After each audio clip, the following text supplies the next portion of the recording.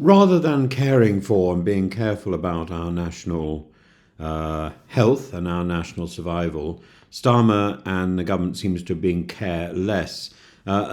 If we talk not so much about statistics, about survival, not just political survival, Keir Starmer and Yvette Cooper seem to be betting the future of their party on appeasing the far-right fixation with net migration, but the actual daily survival of elderly Britons and disabled people, the chronically ill and the is about the overworked carers who serve them. And because in this baffling act of self-sabotage disguised as statesmanship, the government has just announced it will close the care worker visa route, the single most successful measure in stabilising Britain's ailing social care sector post-Brexit. And this isn't just folly, it's cruelty packaged as prudence.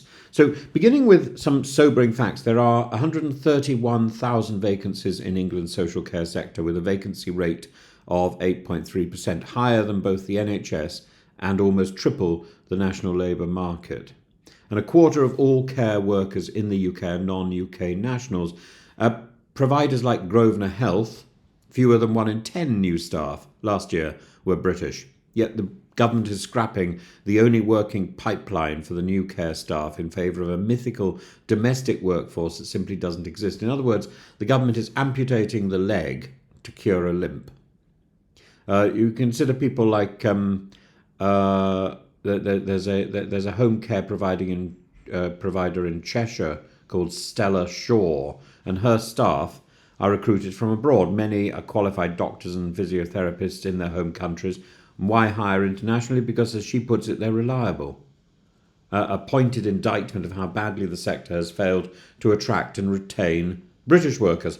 Consider the 55,000 internationally educated nurses now planning to leave the UK, not because they don't love their work, they do, but because they cannot afford rent, food, or even childcare. Some are sending their babies back to their country of origin. One nurse from Trinidad has said systemic racism and bullying were the most jarring thing for me. We're expected to tolerate abuse by patients, and now many of these same workers are being told effectively to pack their bags. Yvette Cooper argues that this clampdown is a humanitarian act, that it protects vulnerable migrants from exploitation. Well, exploitation is a scandal, but it's a solvable scandal. And you just regulate better. You prosecute rogue employers. You fund enforcement. You don't respond by trafficking to trafficking by abolishing the lifeboat. And let's be clear, there is no credible domestic workforce waiting in the wings. Since 2022, attempts to train up British carers have failed miserably. Why? Because wages are stagnant, career paths are non-existent, and over a fifth of care workers are still on 0 hours contracts. Without international staff, patients will not be discharged from hospitals. The winter crisis will become a year-round catastrophe. Families will be forced into impossible situations, becoming unpaid carers with no training and no respite. Abuse and neglect in care homes already on the rise will worsen.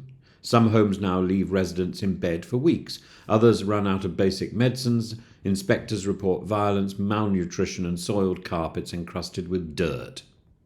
We're not looking at a looming crisis. We are already living with that, quietly and shamefully, and we're actually expecting it to get worse because of the government's actions. Why is Labour doing this? Because they're terrified of Nigel Farage and Reform UK, because they've swallowed the myth that the public hates all migration, when in fact 54% support easing immigration for care workers and only 27% support it for bankers. Yet it's the financiers who are getting privileged visa routes, not the care workers. This isn't policy, it's panic, it's performance, and it's pitiful. And Starmer's team want to outflank the right, but instead they're doing is outsourcing Reform's agenda to Downing Street. And in doing so, they're turning a workforce crisis in a humanitarian one. And for what? To shave a few digits off a net migration figure that means almost nothing to most voters. The White Paper's vision, British workers replacing migrant ones, is pure fantasy, and the sector is underfunded, underpaid, undervalued, and it's held together by the goodwill of migrants who are now being told that they are surplus to requirement. Without a real immediate plan to raise wages and working conditions, we are gutting the one sector most essential to the dignity of our old age. This is not just economic self-harm, it is at its heart a moral failure. We'll remember this policy when our parents are left waiting in A&E for a bed, when we can't find a carer for our spouse, when care homes fail one by one behind closed doors. This is how a state dies, not in riots, but in rationing, not with a bang, but with a shrug.